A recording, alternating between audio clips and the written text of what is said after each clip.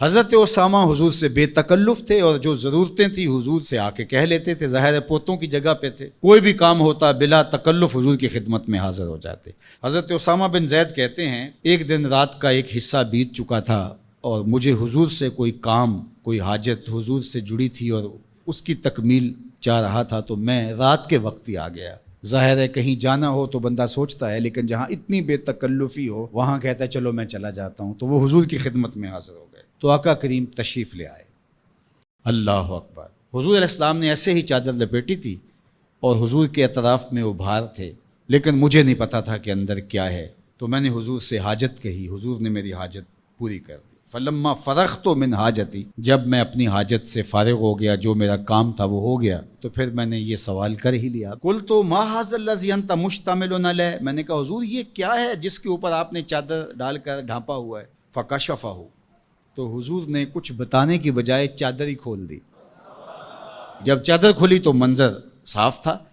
میں نے کیا دیکھا، سنو، حضرت اسامہ بن زید بن حارثہ بیان کرتے ہیں، فائز الحسن والحسین علی ورقہ، ایک پہلو سے امام حسن چمٹے تھے اور ایک جانب امام حسین چمٹے ہوئے، دونوں نے حضور کے پہلوؤں سے جفی لگائی ہوئی تھی، حضور علیہ السلام کے کشہین سے، حضور کے پہلوؤں سے لپٹے ہوئے تھے۔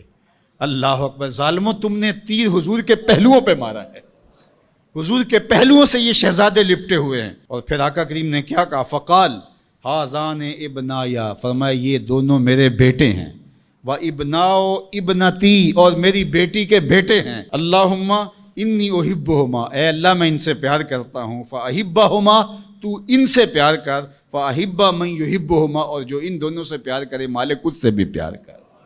اللہ اکبر! حذیفہ بن یمان اپنی ماں کی مغفرت کا سوال لیے حضور کے پاس حاضر ہوئے تھے اور آقا کریم نے ان کو یہ خبر بھی دی، حذیفہ سنو، یہ فرشتہ میرے سامنے حاضر ہے اور یہ میری فاطمہ اور میرے حسن حسین کے لیے جنتیوں کی سرداری کا مجدہ جاں فضا لے کر آئے ہیں، پیغام لے کر آئے ہیں، بشارت لے کر آئے ہیں۔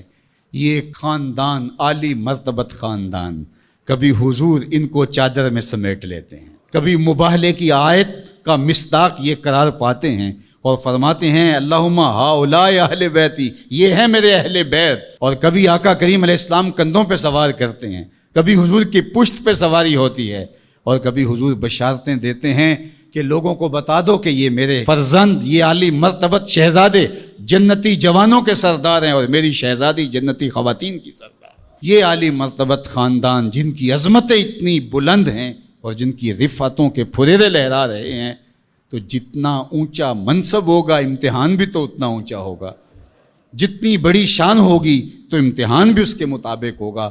پھر 10 محرم کو جو امتحان ان شہزادوں نے دیا اور ثابت کیا کہ ہم سرداران جو جنت ہیں وہ ایسے ہی نہیں بن گئے، کیسے کڑے امتحان سے گزر کر کے ہم اس مرتبہ رفیع کے اپنے آپ کو حقدار بتا رہے ہیں۔ کوئی یہ نہ کہے کہ پیغمبر نے اپنے نواسے جان کے ایسے ہی بشارت دے دی تھی اور یہ عظمت ان کو حاصل ہو گئی تھی، ورنہ ان کے اندر کیا رکھا تھا۔ اب زمانہ دیکھے کہ جو حسین ابن علی نے کر کے دکھایا ہے، زمانے میں کوئی دکھائے تو صحیح۔ عظمتوں کی جس مسند پہ بیٹھے شہزادہ رسول دکھائی دیتے ہیں اور شہزادی رسول دکھائی دیتی ہیں اور امام حسن دکھائی دیتے ہیں، یہ الگ الگ عنوانات ہیں، جس عنوان پہ آئیں تو ایک کائنات بسی ہوئی ہے۔ اللہ جل شانہ ان شہزادوں کی برکت سے ہمیں دین کا حقیقی شعور عطا کر دے۔